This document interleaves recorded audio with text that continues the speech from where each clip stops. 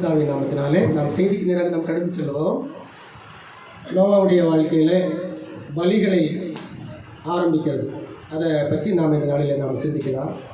கடந்த 1.5 மாதமாக நம்ம கிறிஸ்துவனுடைய இறப்பு, பாடுகள், மரணம், உயிர்த்தெழுதல் போன்ற எல்லா விஷயங்களையும் நாம் சிந்தித்தோம். அதனுடைய தொடர்ச்சியாக பலிகள் என்கிற அந்த பலியும் இயேசுவும் அப்படி என்று சொல்லி அந்த தலைப்பில் இந்த நாளிலே நாம் சிந்திக்கலாம். பொதுவாக பலிகள் நீங்கள் பார்த்தீங்கன்னா பலிகள் பைபிளில் இருக்குது. அது அந்த கிமு 2350 காலங்களில், கிமு 2350 காலங்களில் நோவாவுடைய குடும்பமும் வேலையிலிருந்து இறங்கினார்கள். எங்கே இறங்கினாங்க தெரியுமா?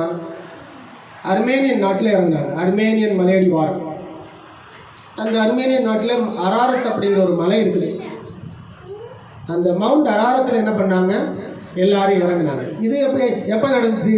கிமு 2300 கிமு 2350 இல்லை ஒரு 399 அப்படின்ட்டு கணக்கு வைக்கிறார்கள்.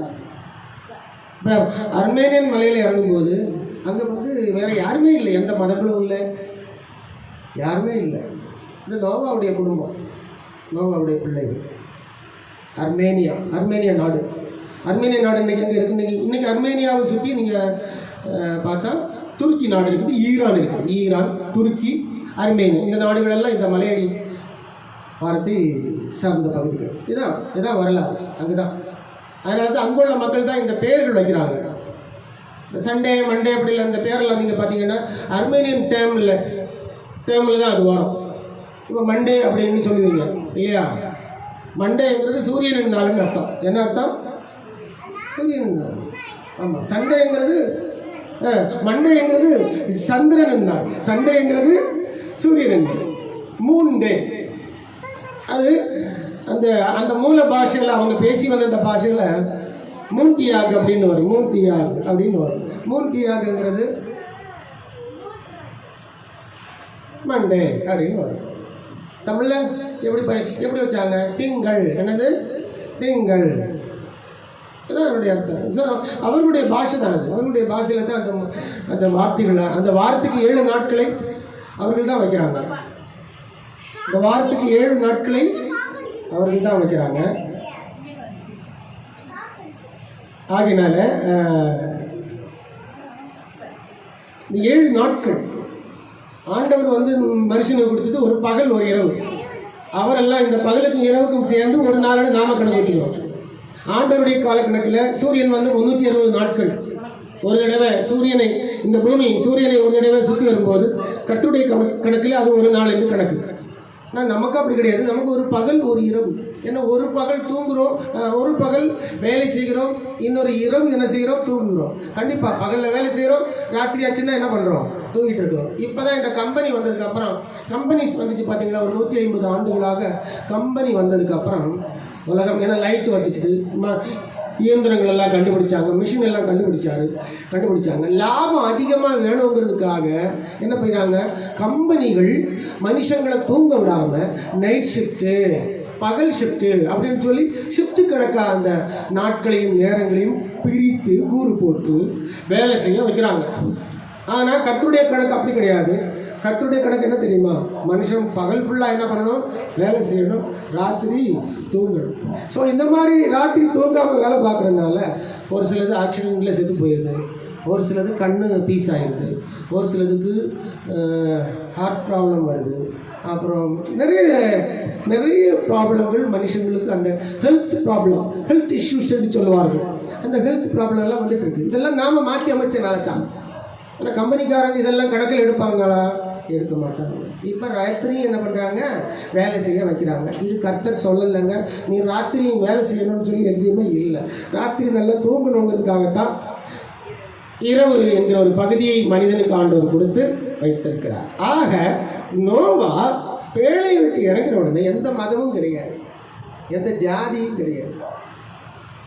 அழகாக நோவா ஆண்டவரை பார்த்தாரு. கிட்டத்தட்ட ஒரு 360 நாட்கள் நோவா பேழையில் இருந்துட்டு தான் வெளியே வராது. பாருங்க, ஒரு புறா குட்டியை ஒன்று வெளியே விடுறாரு பார்த்தீங்களா?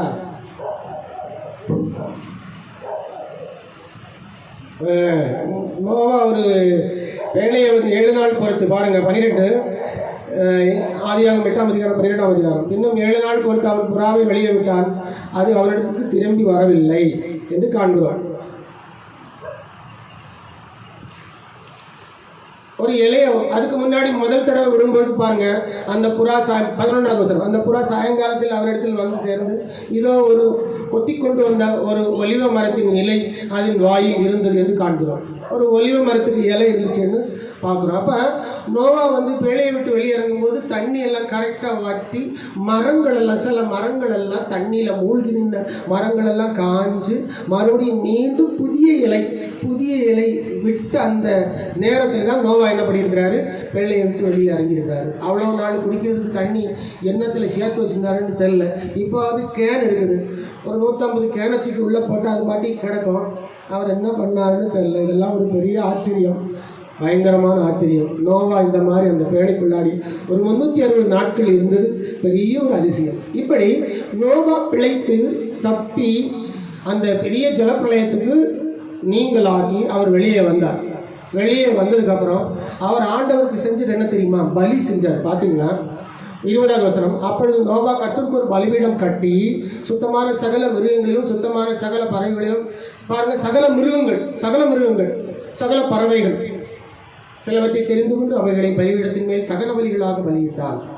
பலியிட்ட அந்த பலியை கர்த்தர் அக்செப்ட் பண்ணியிருக்கிறார். பாருங்க, சுகந்த வாசனையை கர்த்தர் முகர்ந்தார் அப்படின்றது 21ஆம் வசனத்தில் இருக்கா, சுகந்த வாசனையை கர்த்தர் முகர்ந்தார். அப்பொழுது கர்த்தர், இனி நான் மனுஷன் நிமித்தம் பூமியை சபிப்பதில்லை, மனுஷனுடைய இருதயத்தின் நினைவுகள் அவன் சிறு வயது தொடங்கி பொல்லாததாய் இருக்கிறது, நான் இப்பொழுது செய்தது போல இனி சகல ஜீவன்களையும் சங்கரிப்பதில்லை என்று கர்த்தர் சொன்னார். நோவாவோடு கூட என்ன செய்தார், அப்படிப்பட்ட ஒரு உடன்படிக்கை செய்து கொண்டார். அப்படி நோவா குடும்பம் பிழைத்ததுனால்தான் இன்னைக்கு இந்த பூமியில நீங்க இருக்கிறீங்க, நான் இருக்கிறோம். இப்போ இதெல்லாம் மறந்துட்டு இப்போ சயின்ஸ் ஒரு 150 வருஷமாக சயின்ஸுங்கிற ஒரு பகுதி வந்துச்சு. சயின்ஸ் மனுஷனை எங்கே கொண்டு போயிடுச்சு, மனுஷனை தேவன் உருவாக்கவில்லை, அவன் ஒரு ஹோமோசேப்பியன்ஸ் அப்படின்னு சொல்கிறாங்க. ஹோமோசேப்பியன்ஸ்ன்னு சொன்னால் என்னது, குரங்கிலிருந்து வந்து அறிவாளியாக மாறினவர் அப்படின்னு அர்த்தம். குரங்கிலிருந்து வந்து அறிவாளியாக மாறி நியாண்டர்தால் மேன் அப்படின்னு சொல்லி ஒரு குரங்குக்கு மண்டையை ஒருத்தர் நியாண்டர்தால் அப்படிங்கிற இடத்துல கண்டுபிடிச்சார். அதனால அந்த மண்டையை எடுத்து வச்சுக்கிட்டு என்ன பண்ணாரு, காட்டி சயின்ஸில் இதுதான் ஆதி தகப்பனுடைய மண்டை, ஆனால் அது ஒரிஜினலாக ஒரு மனுஷன் போறக்கூடிய மண்டை, அதை எடுத்து காட்டி நியாண்டர்தால் மேன் அப்படின்னு சொல்லிட்டாங்க. ஆக மனிதன் கடவுளை விட்டு பிரிந்தான், தேவனை விட்டு அகன்று கொண்டான். ஓகே, ஆனால் பலி இங்கே செலுத்தப்படுகிறது. பாருங்க, நோவா பயபக்தியா, எவ்வளவு பயபக்தியா அந்த பலியை செலுத்தி ஆண்டவருக்கு தேங்க்ஸ் சொன்னார்.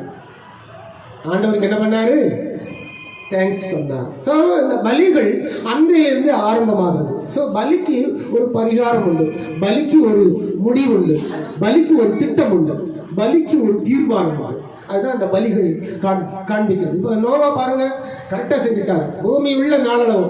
அப்புறம் ஆண்டவர் சொல்லிட்டார், பலி கொடுத்து அந்த சுகந்த வாசனையை கர்த்தர் முகர்ந்த உடனே ஆண்டவர் சொல்றாரு, பாருங்க, பூமி உள்ள நாளளவு. பூமி எவ்வளோ நாள் இருக்குதோ, பூமி எவ்வளோ நாள் இருக்குதோ விதைப்பும் அறுப்பும் சீதளமும் உஷ்ணம் இருக்குது. பார்த்தீங்களா, அதனால தான் இப்போ நமக்கு உஷ்ணம் இருக்கா, இருக்குல்ல, உஷ்ணம்னே இருக்குது. பார்த்தீங்களா, பூமி உள்ள நாளளவும் விதைப்பும் அறுப்பும் சீதளமும் உஷ்ணமும் கோடைக்காலமும் மாரிக்காலம் இருக்காப்பா. நல்ல மழை வரும்போது, காற்று மழை வரும்போது எப்படி இருக்கும், அது கொஞ்சம் அதிகமாச்சுன்னா அது ஒரு பிரச்சனை இல்லையா.